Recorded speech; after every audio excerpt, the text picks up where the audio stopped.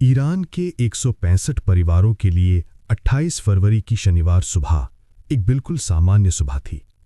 दक्षिण ईरान के मीनाब शहर में शाहजा तैयब स्कूल की लड़कियां रोज की तरह अपने क्लास के लिए निकल रही थीं। इतनी छोटी उम्र में इन बच्चियों को दुनिया की राजनीति या युद्ध के बारे में कुछ नहीं पता था। उन्हें बस इतना पता था कि स्कूल खत्म होने के बाद घर जाना है और अम्मी घर पर इंतजार कर रही होंगी। लेकिन उसी सुबह 10:45 पर आसमान से एक मिसाइल आ गिरती है और पूरा स्कूल बुरी तरह टूट जाता है। स्कूल की छत और दीवारें गिरकर मासूम बच्चियों के ऊपर आ गिरती हैं। जब आसपास के लोग वहां पहुंचे तो जो नज़ारा उन्होंने देखा वो शायद वे कभी भूल नहीं पाएंगे। मलबे के नीचे से बच्चियों की रोने और मदद मांगने की आवाज़ें आ रही थीं। जांच करने वालों के मुताबिक जब लोग बचाव करने की कोशिश कर रहे थे तभी दूसरी मिसाइल भी उसी जगह आ गिरती है। इससे और लोग मारे जाते हैं और कई बच्चियां भी मर जाती हैं। फौज की भाषा में इसे डबल टैप अटैक कहा जाता है। इस हवाई हमले में 165 से ज़्यादा बच्चियों की मौत हो जाती है और इनमें से ज़्यादातर की उम्र 7 से 12 साल थी।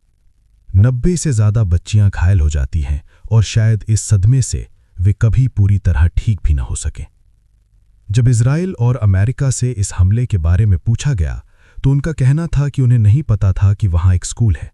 लेकिन सवाल उठता है कि दुनिया की इतनी ताकतवर सेना और खुफिया एजेंसियों को ये कैसे पता नहीं था कि वहां स्कूल है। वही एजेंसियां जो ईरान के बड़े नेताओं की हर छोटी बड़ी जानकारी रखती हैं, उन्हें 10 साल से चल रहे स्कूल के बारे में पता नहीं था। और फिर एक नहीं बल्कि 2 बार मिसाइल उसी जगह पर दाग दी गईं। अब अमेरिका में भी लोग पूछ रहे हैं कि क्या ये हमला एआई यानी आर्टिफिशियल इंटेलिजेंस की वजह से हुआ। कहा जा रहा है कि ईरान के खिलाफ इस युद्ध में एआई तकनीक का इस्तेमाल हो रहा है। एंथ्रोपिक कंपनी की क्लॉड एआई को पैलंटियर के मैवन सिस्टम में जोड़ दिया गया है। ये एआई हजारों जगहों में से चुनकर बताता है कि कहाँ मिसाइल दागनी है, कब हमला करना है और कैसे हमला करना है। और इसमें इंसानों की निगरानी बहुत कम होती है। कुछ विशेषज्ञों का कहना है कि एआई ने शायद पुरानी जानकारी के आधार पर फैसला किया, क्योंकि कई साल पहले ये स्कूल IRGC फौज के इलाके का हिस्सा था, लेकिन बाद में इसे अलग कर दिया गया था। संभव है एआई को ये नई जानकारी नहीं मिली और उसने इसे फौजी जगह समझ लिया। इसी वजह से अब अमेरिका में कुछ नेता सरकार से पूछ रहे हैं कि क्या इस हमले में एआई का इस्तेमाल हुआ था, और अगर हुआ था तो आगे ऐसी गलती कैसे रोकी जाएगी। ये सुनकर आपको फिल्म जैसी कहानी लग सकती है, लेकिन गाजा में इजराइल पहले से एआई का इस्तेमाल कर रहा है। इस सिस्टम का नाम है हबसोरा। ये system drone, camera, satellite, mobile data और दूसरी जानकारियों को देखकर शक वाली जगहों को ढूंढता है। फिर वो विश्लेषकों को बताता है कि यहाँ हमला किया जा सकता है। पहले जहाँ 20 अफसर मिलकर साल में 50 जगहों को चुनते थे, अब एआई एक दिन में 100 से ज़्यादा जगह बता देता है। इसके बाद एक और एआई तय करता है कौन सा बम इस्तेमाल होगा, कौन सा जहाज जाएगा और किस क्रम में हमला होगा। जो काम पहले घंटों में होता था अब मिनटों में हो जाता है। इजराइल ने एक और एआई इस्तेमाल किया है जिसका नाम है लैवेंडर। ये एआई फिलिस्तीन के लोगों के बारे में डेटा इकट्ठा करता है, जैसे phone record, social media, location और किससे बात करते हैं। फिर हर इंसान को एक स्कोर देता है कि उसके हमास से जुड़े होने की कितनी संभावना है।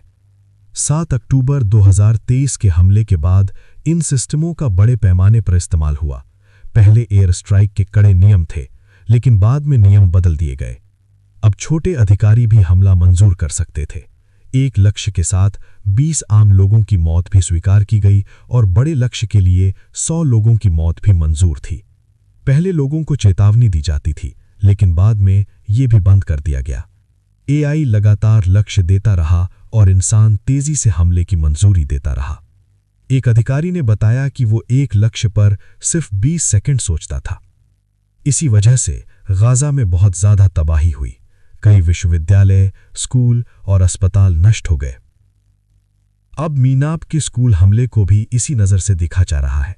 जांच में पता चला कि ये स्कूल पहले फौजी इलाके का हिस्सा था, लेकिन 2016 के बाद इसे पूरी तरह अलग कर दिया गया था।